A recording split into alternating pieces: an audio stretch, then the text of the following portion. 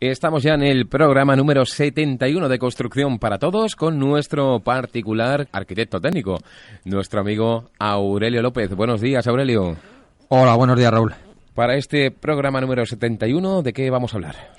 Pues vamos a hablar de autoconsumo. Sabes que yo es un tema que le tengo mucha manía, entre comillas, Sí. Que lo persigo mucho. Manía, no manía, sino al contrario. Me gusta mucho el asunto, creo que es clave ahora mismo hoy en nuestros días, que enlaza con el tema de la pobreza energética, enlaza con todo lo que pueda ser las puertas giratorias, enlaza con tantas cosas que sabes que yo para esto soy un poco vehemente, me vengo arriba y me enfado mucho con todo el sistema, ¿no? Tienes manía a todos los que se intentan aprovechar de la energía, ¿no? Sí. A ver, no sé, debe ser alma justiciera, pero es que realmente el abuso de poder es un abuso de poder. Sí. Y entonces lo único que podemos hacer los pequeñitos es por lo menos decirlo, revelarnos en la medida en que podemos e intentar ver qué salidas hay. O sea, que un señor diga, no, el sol es mío y ahora yo lo reparto, me parece que es una injusticia tremenda.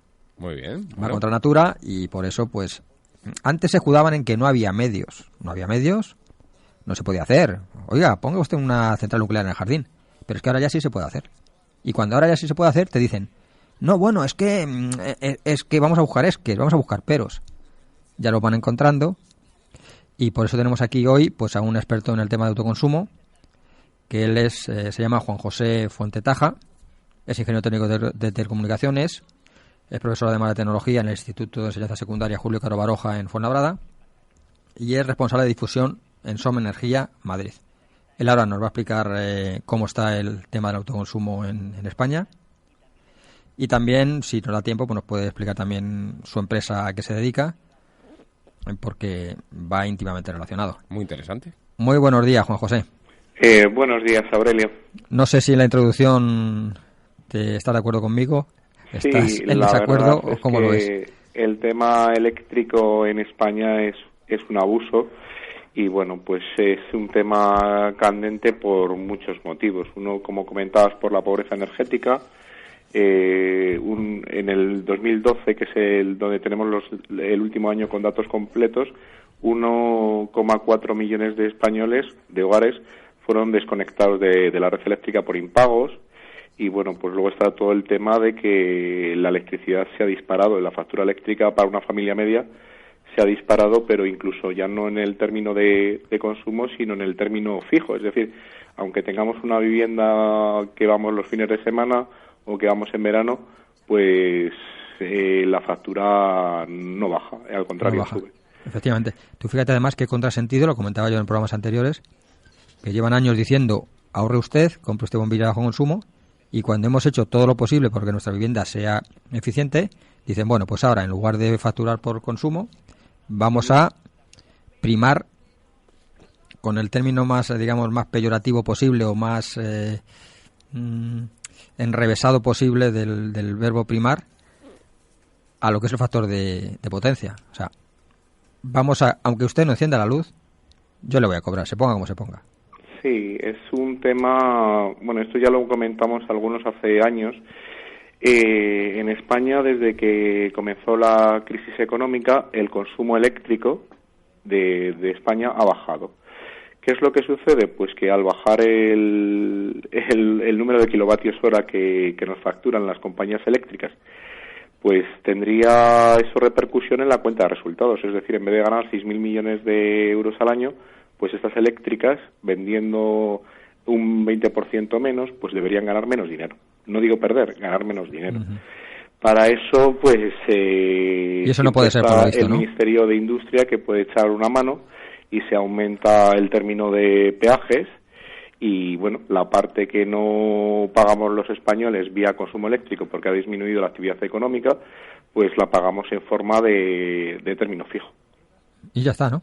Pues sigue el milagro de que es de los pocos sectores, o yo creo que el único sector en España, donde si uno mira las cuentas de las eléctricas en el 2010 sí. y las mira del año pasado, 2014, pues vemos que no solo no ha habido un descenso de ingresos, sino que al contrario, que ahora en el 2014, que es el último año completo que tenemos datos, pues han aumentado con respecto al 2010. Si cogiéramos cualquier otro sector, la construcción, muebles o automoción o lo que sea, cualquier sector en España ha sido lastrado por la crisis económica, pero las eléctricas siguen ganando lo mismo que ganaban en los años de bonanza económica y además incluso ganan hasta más. Entonces, el planteamiento es que siempre tienen detrás una legislación que se diseña a la medida de estas compañías. Pero, a ver, el hecho es evidente que hay un favoritismo y hay una relación total entre gobiernos, sean azules o sean rojos, o si vienen morados o vienen naranjas, entre las empresas eléctricas y los gobiernos.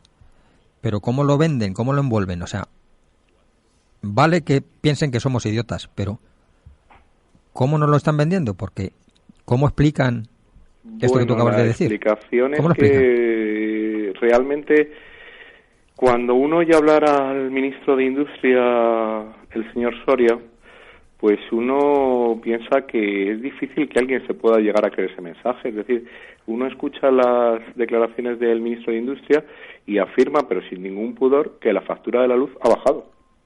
Claro, cuando cualquier español, digo cualquiera, o sea, tenga una casa donde consuma más o consuma menos, coge la factura que podemos tener hoy en el 2015, coge la del mismo mes del año pasado o la del mismo mes del 2013 y dice, oiga, pero si es que no solo no ha bajado, como afirma el ministro de Industria, sino que ha subido y ha subido bastante.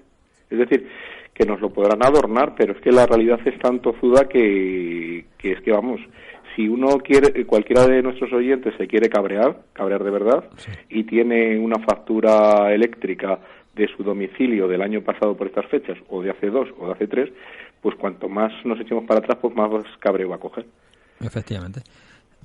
Bueno, para empezar yo me cabreo porque fíjate que en algunos he intentado en algún programa traer aquí e intentar explicar cómo se lee y qué dice una factura eléctrica, y cuando he empezado a preparármelo lo he dejado. No es tan complejo. Bueno, yo vamos, si eso no te conocía a ti todavía. Una factura eléctrica es fácil entender los términos. Una factura eléctrica tiene 5 términos y es muy fácil.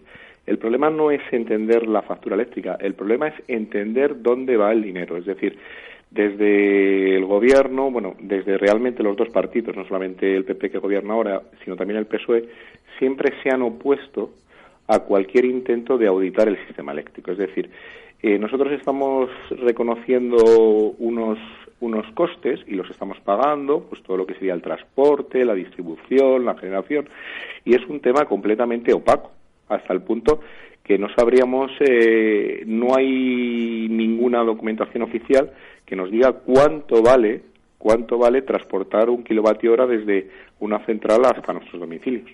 O sea, ahí las eléctricas reclaman un dinero, se les paga y punto. Y lo que no se cubre de lo que ellas reclaman con nuestra factura de la luz, pues se mete a un invento, a un artificio contable que se llama déficit de tarifa. Es decir, unas compañías eléctricas que ganan en 2014 más de 7.000 millones de euros, supuestamente no ganan lo suficiente o no les pagamos lo suficiente, sino que además generamos año tras año un déficit de tarifa que sigue aumentando. De todas formas, mira, nos estamos desviando mucho, Juanjo, sobre lo que queríamos hablar hoy, porque hemos entrado de lleno en el final. Pero como para situarnos, es decir, la primera idea que tiene que tener todo el mundo es por qué viene este Real Decreto, y si ahora si quieres pues explico un poquito el Real Decreto y qué es. No, pero fíjate, como esto va dedicado a un público en general, sin entrar mucho en leyes, a mí lo que me interesa es que expliques con la mayor sencillez posible qué es el autoconsumo, cómo puede beneficiarse una persona del autoconsumo, cómo nos está limitando ahora mismo el gobierno y cómo sería el país ideal pues a lo mejor si fuéramos como a lo mejor, no sé si Francia o Estados Unidos. No hay que irse tan lejos, en Portugal, que está al lado. Portugal. Pues explícanos, si fuéramos portugueses, ¿qué podríamos hacer? Y como somos españoles, ¿qué no nos dejan hacer? Y esto en 10 minutos. Y esto en 10 minutos. Pues, intentaré ser breve. Y si no, tendremos más programas. Si me voy del tema, pues me cortas o me dices, enfócalo para acá. Pues mira, para que todo el mundo nos entienda, como bien has presentado, hasta hace no mucho producir la electricidad que consumimos en nuestras casas pues suponía una inversión muy grande. puesto que las tecnologías eran caras, sobre todo cuando lo aplicábamos a consumos pequeños, como puede ser una vivienda. La energía solar fotovoltaica se ha abaratado considerablemente, es decir, en los últimos años ha habido un descenso considerable de precios y a día de hoy, en el 2015, en una latitud como lo que sería el paralelo 40, lo que sería Madrid o Toledo, ¿vale?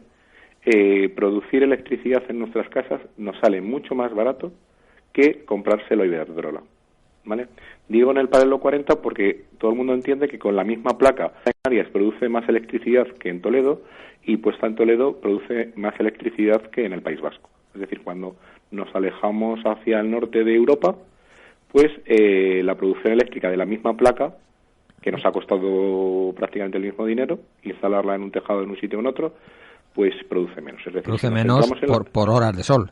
Exactamente. Si nos ponemos en lo que sería el centro de la península, pues Madrid, Toledo, lo que es paralelo 40, pues a día de hoy producir electricidad con un kit nuestro, o sea, nosotros nos compramos un panel y el fabricante del panel nos garantiza la vida de ese panel durante 20 años.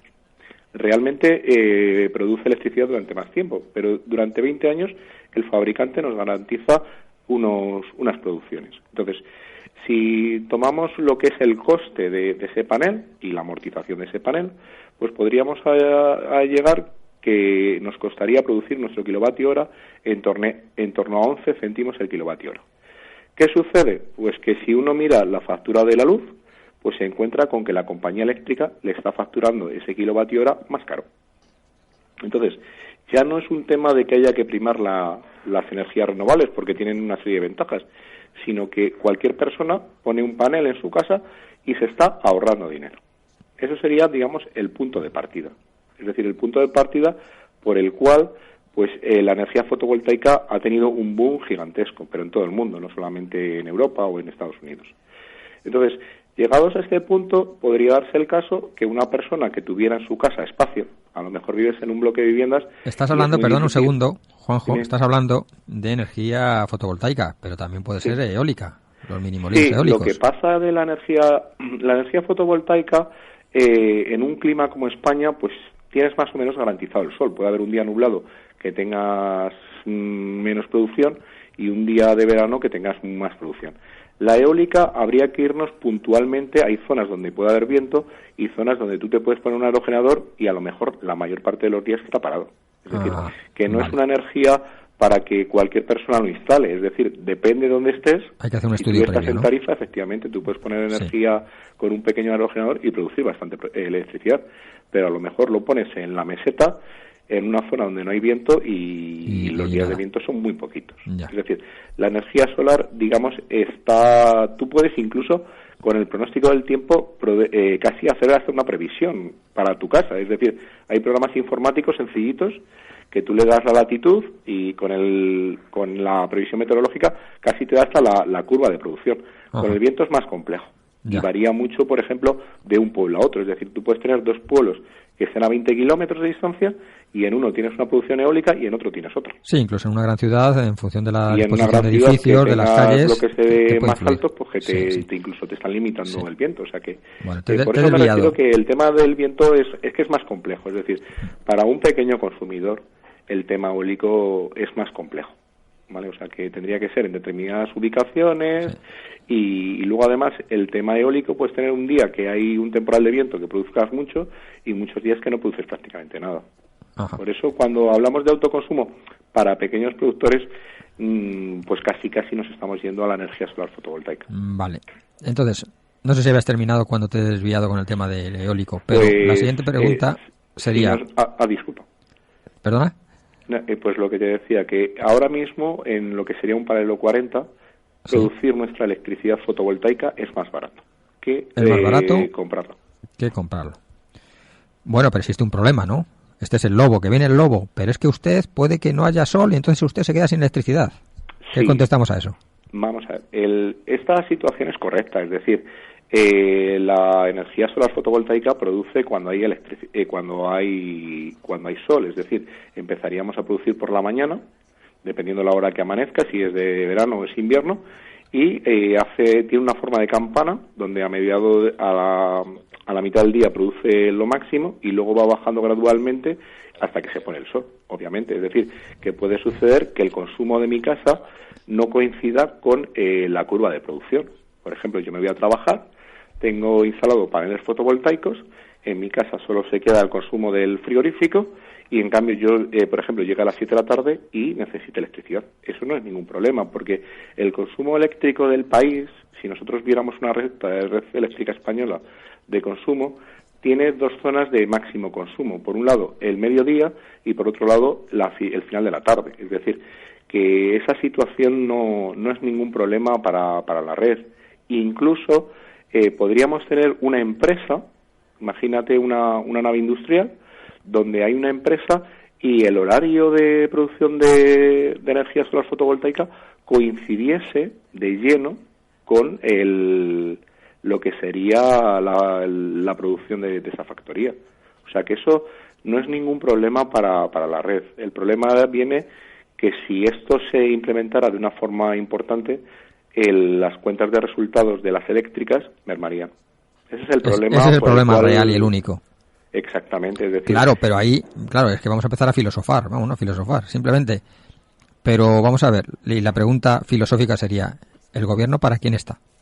¿Para la gente o para la cuenta de resultados de estas grandes empresas? Eso sí, yo animo a todos los oyentes a que, bueno, pues pongan en Google el políticos eléctricas, lista de políticos en eléctricas, y se encontrarán pues que en Iberdrola está Ángel Aceves o el marido de doña Dolores de Cospedal. Sí.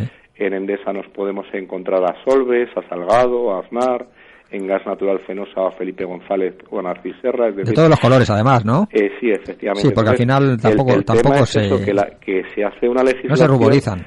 Que no favorece ni el autoconsumo, pero ni la competencia. Es decir, claro, pero... en España tenemos en el sector eléctrico, que ya nos saldríamos de tema otra vez, tenemos cosas muy muy exóticas. Es decir, para que se hagan una idea los siguientes de una manera rápida, tenemos instalaciones hidráulicas del siglo pasado que nos están vendiendo ese kilovatio a precio de oro. Es decir, si alguien de la zona centro conoce en el río Alberche el embalse del Burguillo, el embalse del Burguillo se terminó de construir en 1913 y pertenece a Gas Natural Fenosa. Pues esa electricidad del Burguillo nos lo están vendiendo como la electricidad más cara que se vende en España, que se produce en España, en un ciclo combinado construido hace 8 años, cuando esa central se ha amortizado unas cuantas de veces. Juanjo, esto es interesantísimo, nos hemos quedado ya sin tiempo y lo único que te pido es si puedes, quieres, que nos veamos en otro programa, incluso para la semana que viene, si es posible, y sigamos hablando de este tema, porque hemos tocado la puntita del iceberg nada más. Sí, pues aquí estamos para lo que necesitéis y bueno, yo animo a la gente, pues si en un minutito, no solamente a que desafíe a este gobierno si puede autoconsumir, sino a que se salga del oligopolio. Es decir, hay pequeñas eléctricas independientes o cooperativas como Son Energía o Goyener, que no vamos a ahorrar grandes dinero. Yo el año pasado con Son Energía me ahorré 6 euros con respecto a Iberdrola, pero es lo primero que tenemos que hacer, salirnos de este oligopolio que nos está encadenando. Yo, bueno, no lo sabías ni te lo he dicho, yo soy de Son Energía, yo me pasé el año pasado, no, hace unos meses, 6-7 meses, por lo mismo. Pues, y sin embargo yo sí estoy notando un ahorro, yo sí lo estoy notando. Sí, bueno, si tienes mucha potencia, sí, yo en mi caso tengo afinada la potencia, me he bajado la potencia como han hecho muchos de los oyentes y ya les digo, no es un tema de que en un gran consumo, en lo que sería una tarifa 3.0 pueda haber más ahorro. En uno doméstico no es tanto el ahorro, sino dar ese paso. Y desde aquí animar a todos los oyentes y aquí estamos para lo que nos necesitéis. Muy bien, Juanjo, pues muchísimas gracias por estar con nosotros. A vosotros. Y volveremos a hablar con él porque es un tema, como dices, Aurelio, muy, pero que muy interesante. Muy interesante, sobre todo para nuestros oyentes, para que vean que hay alternativas y que no todo es pagar religiosamente a cualquiera del oligopolio. Bueno, pues aquí nos quedamos hoy en este Construcción para Todos, en el programa número 71 y nuestro amigo Luis, que volverá la próxima semana, Aurelio. Sí, hoy nos hemos comido el tiempo, tenemos a Luis Jurado esperando, pero hablaremos con él y a ver cómo lo arreglamos. Hasta la próxima semana. Igualmente, Raúl.